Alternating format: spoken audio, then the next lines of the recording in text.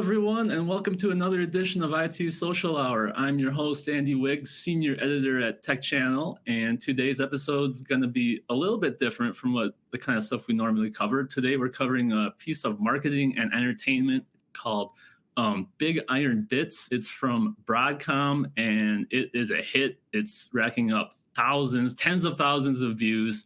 It is a mockumentary-style show about a CIO who arrives at a company, and he's kind of got his own ideas about the mainframe, and the people at the company kind of try to set him straight. You'll learn all about that. But it is very funny. Pause this right now and go watch it if you haven't seen it. But we've got 5 guests on today's show who will tell us all about Big Iron Bits. We've got the marketing team from Broadcom that helped bring it into existence. We got Keely Estrada Moeller, John Kaplan, and Joe Doria. Then we will bring on Pete Postiglione. He plays the show's main character, Chaz. That's going to be a lot of fun. And then we're going to hear from Reg Harbeck, a real mainframer, a true mainframe enthusiast, and a friend of Tech Channel. And he's going to tell us about his experience at being part of the show. He's, I believe, in episode 5, and he's going to tell us a little bit about that experience and about kind of, you know, he's just going to share his enthusiasm about the mainframe, like he does. So anyway, let's get this going. Let's learn about Big Iron Bits. Welcome, Kelia, John, and Joe. How you guys doing? Hi, Andy. Doing Good. well. Nice to see you. Hi, Andy. Yeah, thanks for having us on. Yeah, good to see you guys. Do you want to, maybe let's have you quick each introduce yourselves and just tell us what you do at Broadcom. I guess I'll go first. Yeah. I'm Joe Doria, and I lead the marketing organization and division here at Broadcom for Mainframe Software. All right. And I'm John Kaplan. I'm on the marketing team in charge of brand and large campaigns like this Big Iron Bits. So it's been fun project to be working on. And I am Kelia Estrada Moeller, also part of the marketing team at Broadcom. I work specifically on content. I do a lot of video projects and social media. All right. And you are the team or part of the team that made Big Iron Bits happen. And so you're in the best position to just tell us, what is Big Iron Bits all about? So Big Iron Bits was an idea we started with and not really knowing where it was going, but we wanted to make something fun that would be accessible to mainframers, but also adjacent in the IT space.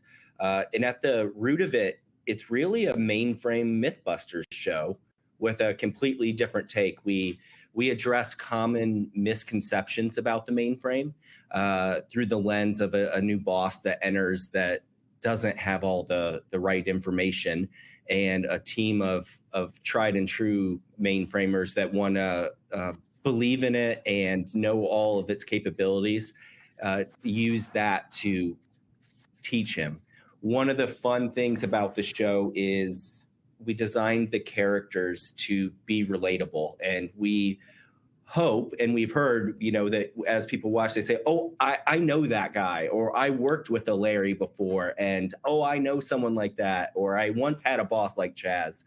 And so it's designed to be relatable from a lot of different aspects. I don't know, Keely or Joe, do you have any different takes to add? Yeah, I mean, even the premise behind each of the episodes, it's inspired by real situations that mainframers face every day. Like if you look at the latest episode we just dropped, it's about, Chaz saying, well, Larry's retiring, right? And that stemmed from the fact that, well, people think all of this mainframe talent is retiring. There's no one to replace them. There's no new talent in the pipeline. Everything needs to shut down because there's no talent there, but there is. And so things like that, real scenarios are inspirations behind each and every one of these episodes. And even though they're fun and entertaining, everything is rooted in truth. The situations are rooted in truth. The facts that Alice cites just deadpan to the camera in episode 1, all rooted in truth. The characters themselves, I've been in the mainframe space almost 10 years now, and I can tell you I've met a Chaz, I've met an Alice, I've met a Ravi, and I have definitely met many Larrys in the past. So that's what I would add to that. And I'll jump in here too. For me, and I could trump Kelia's 10. I'm 18 years since I started actually full-time working on mainframe. And for me, the premise is this idea that the platform has largely been misunderstood. And for my 18 years, I would say that's true. Misunderstood by many. And for those that are not in the know, it's an interesting challenge to bring somebody like that along. And I think that's where like Chaz comes in episode 1, and he really does not have any background or knowledge or wherewithal with respect to mainframe. So the typical way we would take on a challenge like this would be, at least in my tenure on doing this type of stuff, is, customer stories, talk about their success on the platform. We talk a lot about, and many others do too, about how technology that enables the business is where mainframe basically shoulders that, for many decades now. So that's kind of where, like, oh, okay, John talked about this, when we got sat down, and Kelia too, and we're looking at this situation of Big Iron Bits, which was an early name, by the way, that stuck, right? It kind of came up on the idea of, SNL bits and that type of thing. And we're like, hey, this could be a cool way to engage the audience, maybe in a different way, and maybe even a broader audience in a different way. And that's kind of where it all started, to bring that fun and entertainment side to it, but for a very serious strategic purpose, which is to really talk about how the platform value is there. And so, yeah, that's kind of where it started for me when we were talking about this. And I can't believe we're actually here now with we dropped 3 and soon to drop the 4th episode. So we're well into season 1. And this is a story, mainframers have been trying to tell for a long time about, the value of the mainframe, right? And dispelling certain misconceptions that are out there. But the way this is being told, as far as I know, is different. This humorous approach with this mockumentary series. Joe, when they first came to you with this idea, I'm curious what you thought of it. Yeah, I mean, listen, I've been right in the middle of trying to tackle, like, how do we get the real story out for a long time. And, at this point, 18 years in, I'm thinking, hey, this idea of being fun and engaging and funny is a great way to tell this story. And so, yeah, that's all really, that was at the heart of it for me. And I embraced it. Of course, Kelia and John are producing and managing this program, and they've just done fabulously to get it to where it is today. And I can already see season 2 in our future, if I say it that way. But yeah, fun and engaging, and also consumable, because these episodes are 3 minutes in duration. So if you haven't paused the way Andrew asked you to pause and check it out, you can watch the first 3 episodes in about 10 minutes, which is also a key part of this. It's like, let's make it very consumable so people can be able to watch it, enjoy it, and hopefully anticipate the next one that's coming.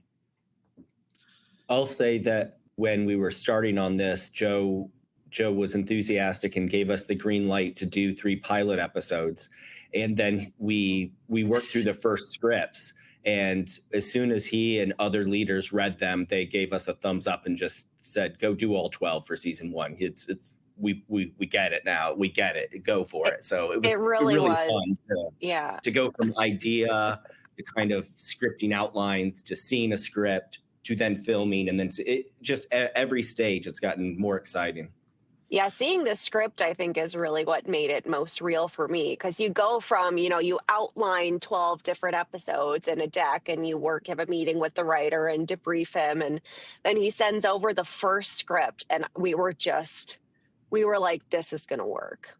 this is going to work. And that's, I think also it speaks to the spirit of teamwork, right? Because we went to the writer and we worked with the director, and it's like we have all of these collaborative conversations because we each have these individual strengths and ideas, but all of that collaboration is what led to a successful end product, from outline to script to real episode. So And yeah, don't it forget was all the collaboration with our subject matter experts around the business to make sure the things we are bringing out were problems or challenges that our customers and the ecosystem and are really talking about or facing or struggle with, and that the solutions are accurate. So it was a lot of folks involved to make it what it is, which is awesome. right, because as important as it was for it to be funny and entertaining, it was even more important for the facts that we included and the real life situations and potential solutions to be factually accurate and grounded in truth, because otherwise it's just another fun show. It doesn't have business value, and it's both. And so, I mean, you were clearly confident this was going to work out pretty well. And so far, early returns, first episode, 85,000 views on YouTube just for that one episode alone. I think you've got some internal total numbers from across all platforms that are bigger than that. You can share those if you want. But what do you think so far? I mean, how satisfied are you so far in these how well the show has been received? Well, in this space, in B2B space and B2B mainframe, you typically get happy around 1,000 or 5,000 views is, wow, huge success. And after we launched, Kelia, myself, and another member of our team, Todd, had a chat going, and as fast as we could check and type back, the numbers were just growing and growing and growing. So we were beyond ecstatic at like 16,000 views, and they just keep going up. So we are very happy that it's out there and people are enjoying it. And that was the goal. Rally the ecosystem has kind of been our mantra. Let's make something that gets people excited to be mainframers. The number of people who have said, myself included, I shot it off to my family and said, I know you guys really don't know what I do. You don't understand it. This is a product of what I do, the show, but also it speaks to the space I work in mainframe. And it's a lot of people have shared similar stories of, I can finally tell my family what I work on in the way that they care, they listen. So that exact point, I'll pick up on that. I think this show is relatable and funny and entertaining and informational, even if you don't. So we all work in the mainframe space, right? So we can relate to all of the aspects of these episodes. But even when you are not a part of this ecosystem, it's funny. And I know that because I watched my whole family just stream it in my mom's living room for fun, because my mom was so excited that this was a project that I had worked on. And so they were just cracking up. And by the end of the four videos, including the trailer, they were like, that was so good. That was like The Office. I feel like I'm watching The Office. And then by the end, they actually understood things about the mainframe that even though I had told them those things in the past, I guess they just didn't listen because I didn't do it in a funny enough way. But I think that speaks to why this is also performing so exceptionally well, because people outside of the ecosystem, not just mainframers, are watching it. Yeah, for me, I'll add in too, the whole strategy for us is about bringing our expertise forward. And just listening to you, Kelia, talk about, this is not just fun and entertainment.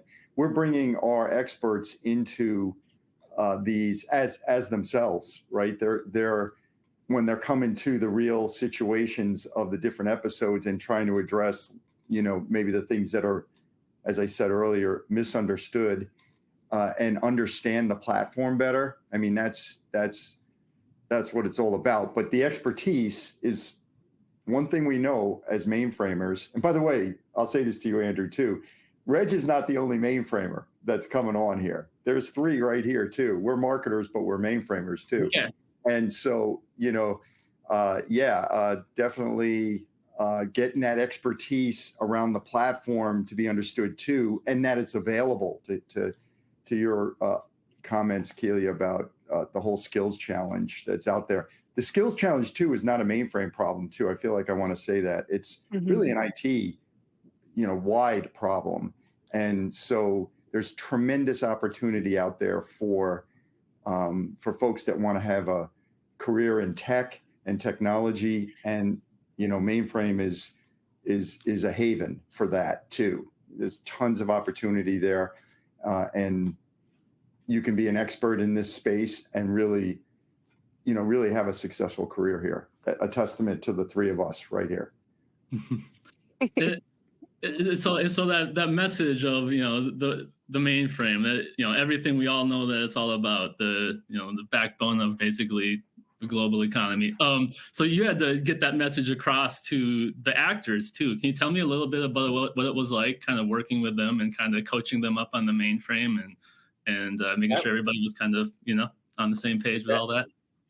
That was one of the really fun, unexpected parts, or maybe it should have been expected, but you just weren't thinking about it. And as we were on set, and they're professional actors, and they don't know anything about this space. Their jobs don't put them in enterprise IT environments.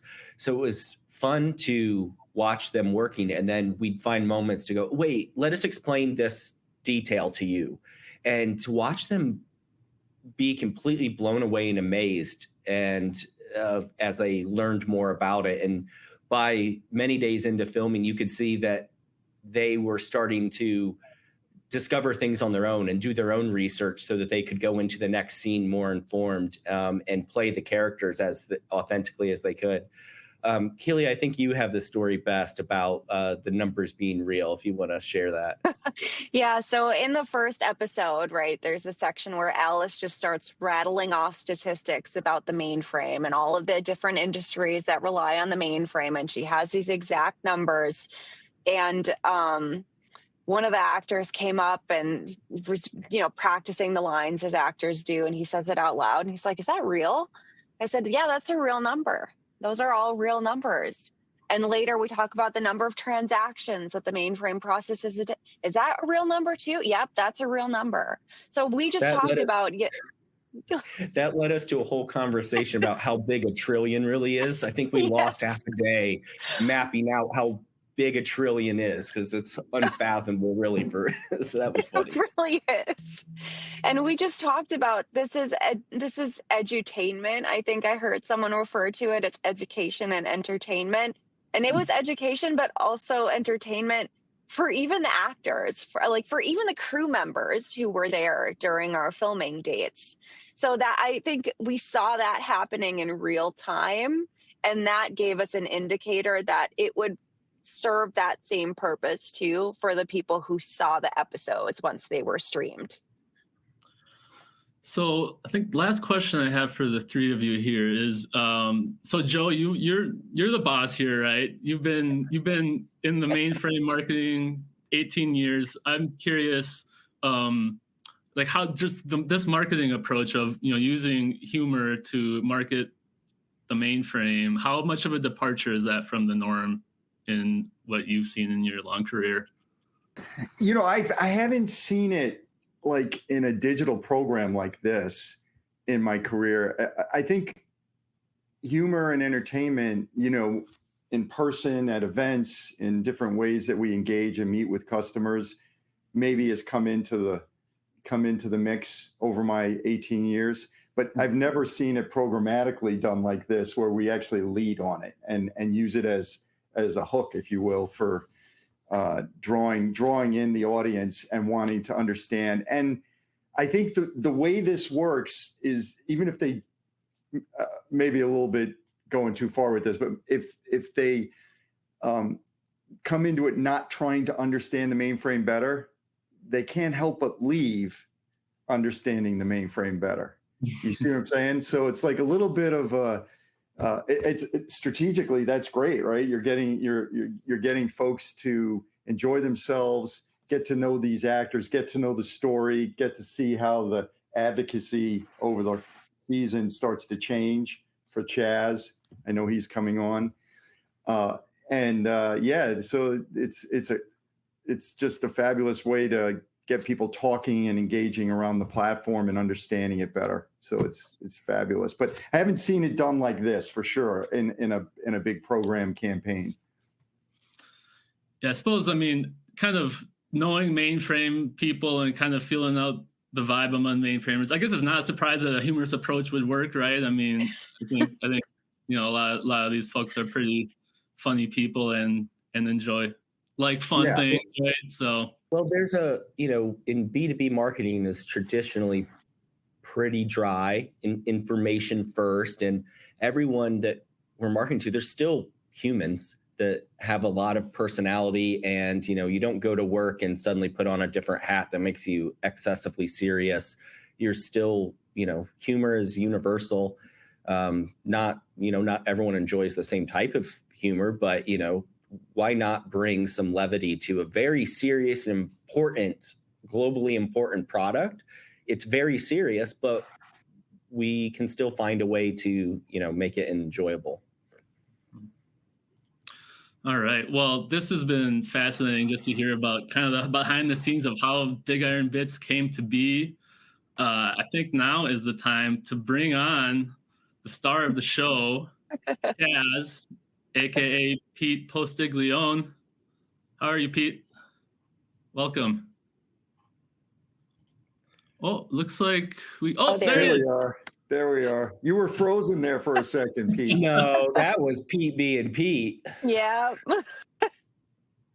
Oh, he's muted. No, you're muted. He's not. He's not muted. Oh, okay. He's just messing with us. How about now? There we go. Yeah. Yes, we got you now. How we doing? Hey, Pete. Doing good. How's it going? It's going great. Thank you. Thank you for having me. This is, I'm a little nervous. I'm not going to lie. I'm a little nervous, but it's fun.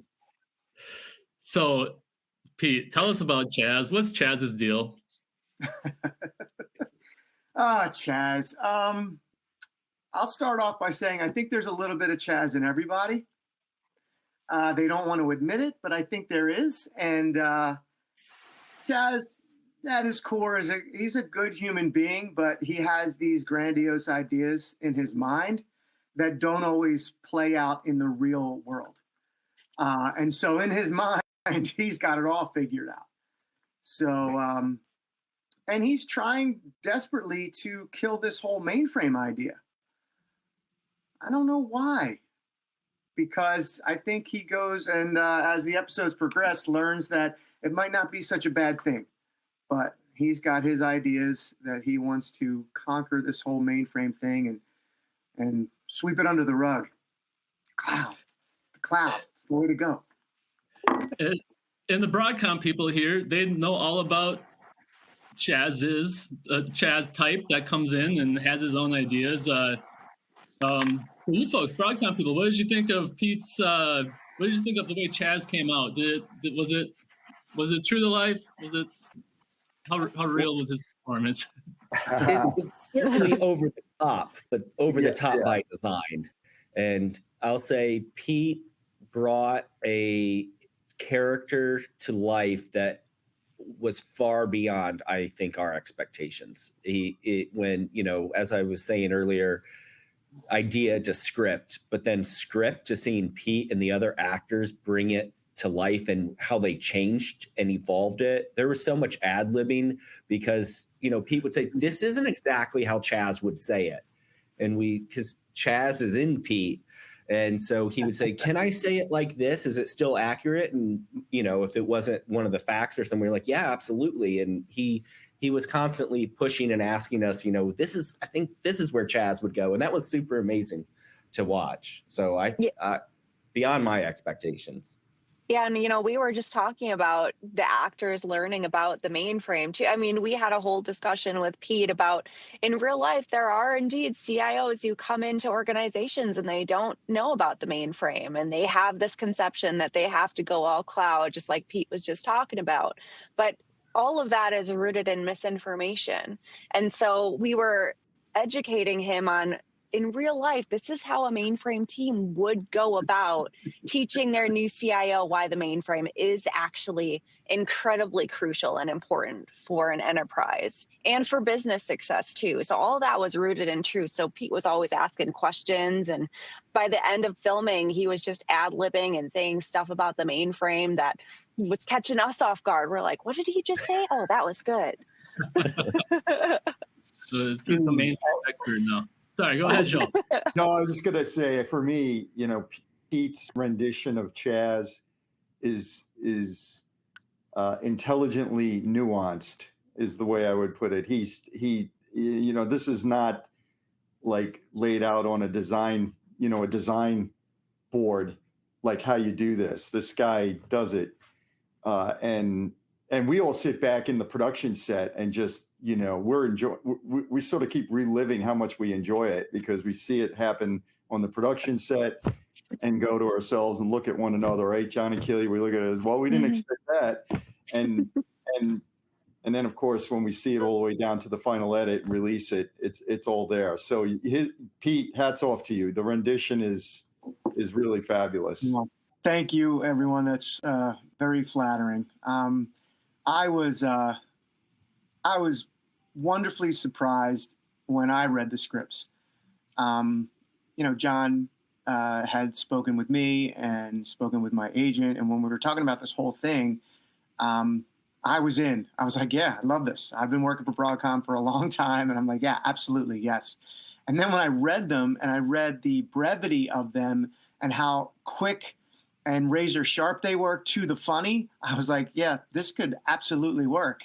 And then being in the environment and working with the team and Josh, who was our director, being able to collaborate the way we did, allowing me to, go off on these crazy tangents, because that's kind of how my mind works and what brings Chaz to life. Being able to collaborate like that, and then just sit back and have Josh just kind of throw lines, or John throw lines out and say this, or try this one. That whole process, I think I thrive in as an actor. And I think all of the other cast members do as well, because it's truly what we want to do.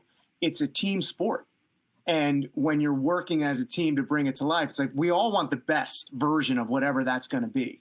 And so for me, I loved every bit of it. I loved every bit of it. And I was the guy that was like, a trillion transactions? And then I learned a new word. I think it was like septillion, right, Joe? Is it something like that? Was it? Something like that. I'm like, I don't even know those words exist. And the beauty of Chaz is he's so naive, and as intelligently as Joe put it and nuanced as he put it, I didn't want to know the facts, because that helps Chaz stay like dumbed down, so to speak, and not in the know of what the mainframe is really capable of. So I was learning, but like trying to, to deafen my ears to not understand those things, and then be more surprised about, what it was capable of doing, which hopefully came across. And again, I do this because there's this, I want people to laugh. That's just the truth. I like making people laugh, but I had no idea the reach that this would have in this community alone. And hearing the numbers blows me away. I'm blown away. I've done 2 other feature comedies, which I don't even think came close to these numbers, in these 3-minute episodes about the mainframe. Like, who would have ever thought that this could be as big as it is? But I mean, I see a season 2. Like, naturally, I'm like, Chaz can go crazy. He can go crazy with the information that he's learning. And, and I don't know. I feel like possibilities are endless. And we're doing it in the vein of The Office. We're not trying to hide that, but it's like a platform that most people are familiar with. So they're comfortable with it immediately, which is also great. And then, the humor ensues and the education continues. So, this Chaz guy, he's like an international man of mystery. He's Austin Powers. who meets the most interesting man in the world, and they have a love child with Pee Wee Herman. That's Chaz. So man. Yeah, well, I have to think about that one. I think I'm going to add too a shout out to the ensemble of Ravi, Larry, and Alice. Yeah, they were good. Chaz, and how that all came together, and how you guys all do this creative process and this thing you guys do so well as actors in this, just amazing. So there's a big shout out to the ensemble there too, for all of us, for sure.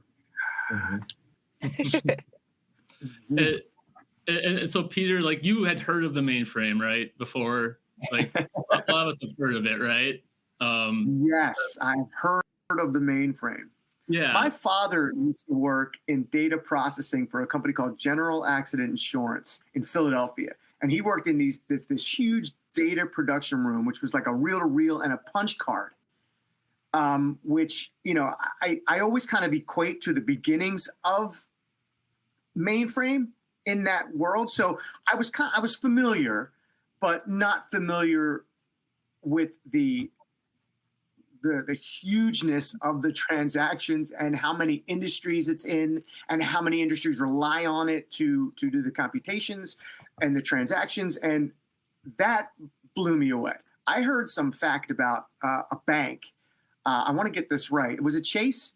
John, am I saying that right? Was it Chase Bank who they had like X amount of transactions over X amount of years and not a single failed or missed transaction for this huge period of time. And that like stuck in my head. I'm like, oh my. I'm like, I go through a day, I make 75 mistakes daily, right?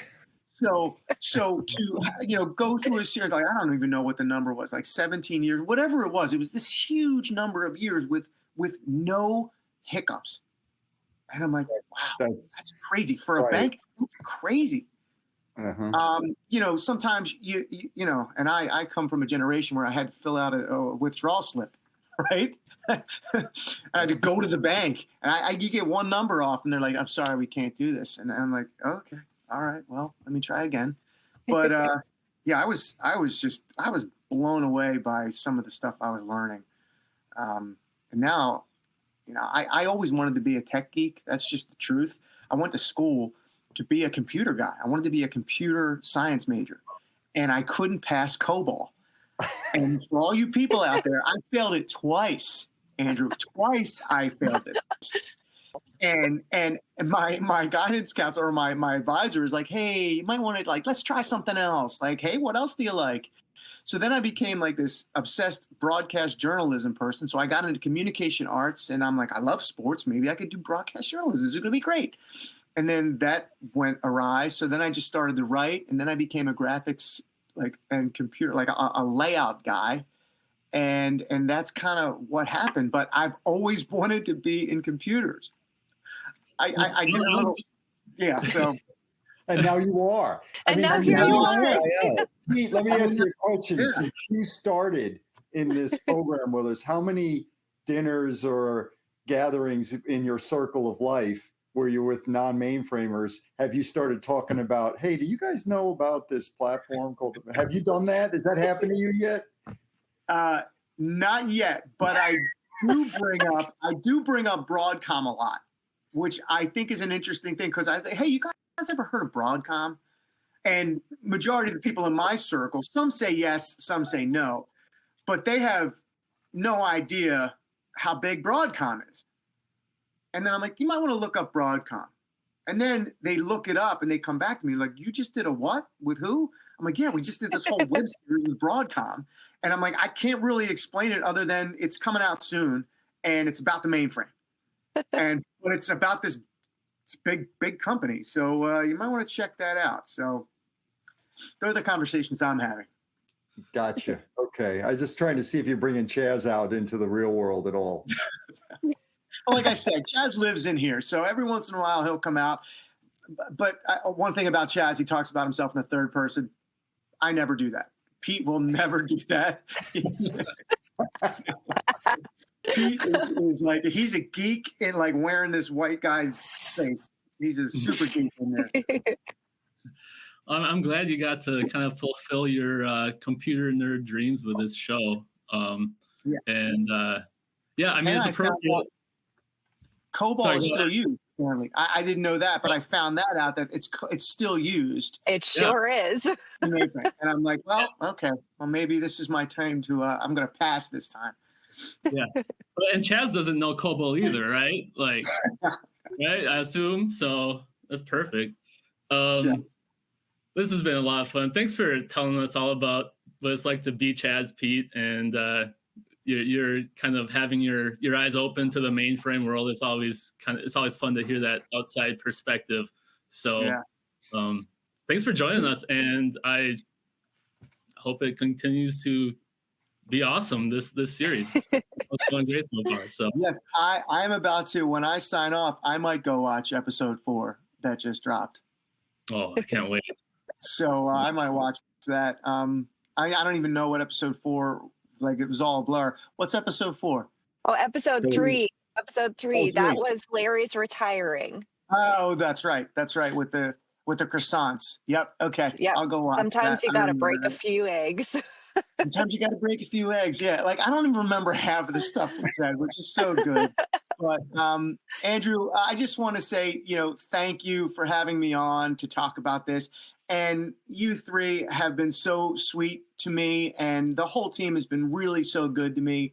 I just wanted to say thank you. And, whatever this leads to, great. But it was awesome to have worked, on this and be a part of this team. So thank you very much. You're the best, Pete. Thank you, Pete. It's been wonderful. Thanks for joining us. Yeah. Yep. Thanks, Pete. All right, you guys, happy holidays and have a wonderful rest of the day. Thank you. Pete. You too. Bye, Pete. See ya. Yeah. All right. So now let's bring in Reg Harbeck. I think our audience knows Reg. Knows and loves Reg.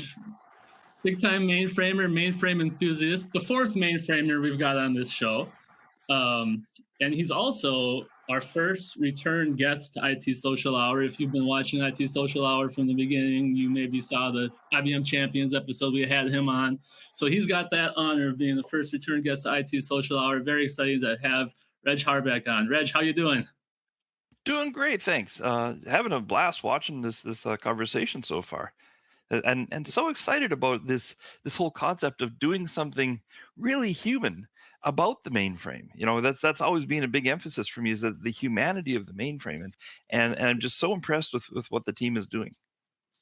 Yeah, the humanity of the mainframe, and you appear as a human as yourself, right? In is it episode 5? It's episode 5. Yep. Episode 5.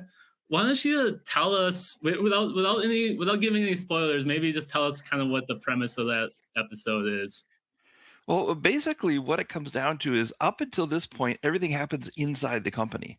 And so what they need is an outside person to give an objective confirmation of the facts about the mainframe, just to really make it clear.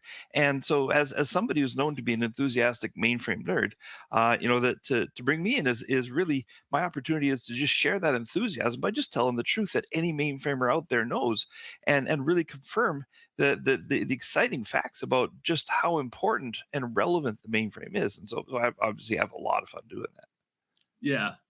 And like, I'm curious, like this whole show is a pretty unique idea, right? In the mainframe space. What were your thoughts when you first heard about the idea and they came to you about it? Well, I know the people who are doing this, and each one of them is somebody I look up to and think is a pretty important and impressive member of the ecosystem. When they got together and put this together, it's like, yes, I'm seeing the fruits of these people who've been working so hard to do something of real lasting value. And it's a brilliant new idea. I've been involved with a lot of ideas in the mainframe, writing songs for the mainframe, obviously done a lot of interviews with people for the mainframe, and I'm even actually the share keeper of the share songbook, and so there's all these wonderful human things we've had throughout the history of the mainframe, but this is the first time I've seen something at this level of professionalism and also this level of humanity that is a real opportunity to create an on-ramp for all the people in our lives who don't know about the mainframe. And we've tried so hard at dinners, at coffees, at get-togethers to try to explain what it is we do with very limited success. And now we have something we can share with our friends and family and say, this is it. And it's like, So I'm so impressed that these guys are doing this, and I'm so excited to be part of it. And what are mainframers like? Did you feel like the show was a pretty accurate representation of your community? I was really impressed. I've encountered a lot of mainframers. I mean, the first thing that just strikes me about mainframers is their integrity and their confidence in the platform. That gives them a level of confidence you don't experience in every nerd. But the mainframers may be nerds, but they have the confidence in the platform, and you see that in the characters here, where it's not about themselves; it's about themselves in the context of something they know that works, and they don't have to have any fear about standing up and just sharing that truth. And so for me, it was so neat to see this representation of what we all experience day in, day out, for all the personalities we may encounter at work, that this sort of unwritten commonality they have is that mainframe, that's just there, that's just working, and that's going to work for the rest of my career. They were saying kind of everyone knows a Chaz, right? And the other characters too. Do you know a Chaz? Well, I wouldn't say no Chaz. The funny thing is, in the world of mainframe, we all have that experience, and most of us on the front line don't often encounter that Chaz directly. We encounter that Chaz through people who just had to talk to them, who had to move outside of the front line and deal with upper management. There's all these really interesting stories of CFOs especially, who get all uptight because the mainframe is a single point of cost, and instead of seeing that as a strength, they see it as a problem. And so this, everybody talks about that. Companies that want to sunset the mainframe. One of my favorite stories is a company that finally admitted, they said, we've been sunsetting this thing for so long, the sun's coming up again. And so we all have this experience of people who have been really stubborn about not understanding the role of the mainframe, because the metrics in the mainframe don't make sense in the distributed world. They just make too much sense for a distributed computer to be depicted by them. And so part of our challenge here is to say, yeah, no, those are real numbers, just like we're talking about a trillion, that these are numbers no other platform can even pretend to, and you have to get your head around the idea that it's actually possible to do this stuff. And so you've got basically a whole world of people who just have to accept that these are really possible, real numbers that are happening today on the mainframe. So that's an exciting thing to be able to share. And yeah, I mean, and to get that message across, you kind of have to prepare yourself and get ready to, act, I guess, like you did in Big Iron Bits. I'm wondering, maybe this can be for the Broadcom folks. Like, did you do much coaching of Reg to get him ready? I know he had the knowledge he needed to do the job, but yeah. So go ahead. You go ahead. I was just going to say, actually, it's not about for the folks that come in like an enthusiastic mainframer like Reg. By the way, I have to say, you're like a classic example of an enthusiastic mainframer, and I mean, the platform, we haven't said this, but it is about the people that are the enthusiastic mainframers that run, develop, manage on the platform. So, sorry, I forgot the question now, but Reg is that entirely. Go ahead, Kim. So I'll jump in here. So, I mean, when I first entered the mainframe space almost 10 years ago, some of the first conversations I had were with Reg. My boss at the time said, if you want to just learn about the mainframe, go talk to Reg. Like, try to talk to Reg maybe once a week. And when you hear him talk, like for those of you who know Reg, he has a way of explaining things about the mainframe in a way that gets you to want to listen. Because he's about the humanity of the mainframe too. It's about making the mainframe accessible and relatable, and understanding the humanity behind technology, behind the platform. So when we were trying to figure out during the writing process who to first bring into the show, to bring into the Big Iron Bits universe as a mainframer, Reg was the best option, because that was my entrance into the mainframe, right? Just hearing him explain it. And so for Chaz to go through that same process, hearing Reg talk about the mainframe, and Reg, by the way, has not seen a cut of his episode yet, and you will pretty soon here. And I think you're going to like it, just as a heads up. It turned out fabulous. But he didn't need to act. And we didn't need to prep him, because he just needed to come onto the show and do what he's so good at doing already. Right. All the And all I had to do Broadcomers, was act naturally. everybody who comes One of into the- it plays themselves, so they're not acting. To Andrew's original question.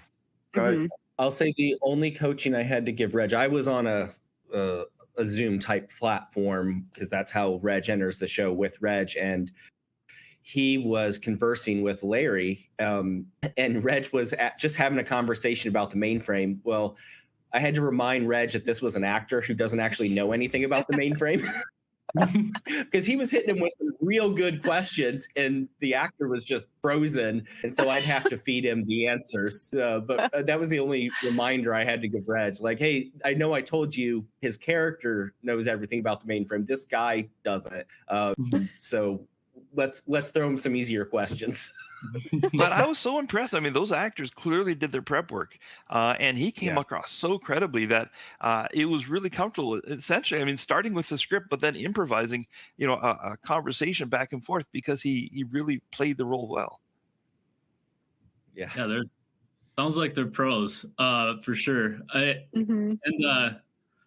So we've talked about you being a mainframe enthusiast, right? And the humanity of the mainframe, and kind of echoing Kelia, I think you were the first mainframer I ever talked to myself, actually, when I started doing this a little over a year ago. And so I remember coming away from that conversation very inspired and enthusiastic. And I'm just like, wow, this is like all way deeper than I thought. It was just fun stuff to ponder the way you frame things. So maybe I think it would be great to close this out by just having you tell us what is it about the mainframe that gets you so excited about, especially about the humanity of the mainframe, and of course that ties into we talked about that with the humor. This is we're dealing with humors, but with humans. Why don't you just what gets you excited about the mainframe, Reg? Well, I didn't come from a technical family. I grew up in a very humanities family, but back when I first started my career, I discovered computers, and I was hooked. But for my entire career, I've been paying close attention to the non-technical aspects of computing, and then specifically as of 1987 of the mainframe.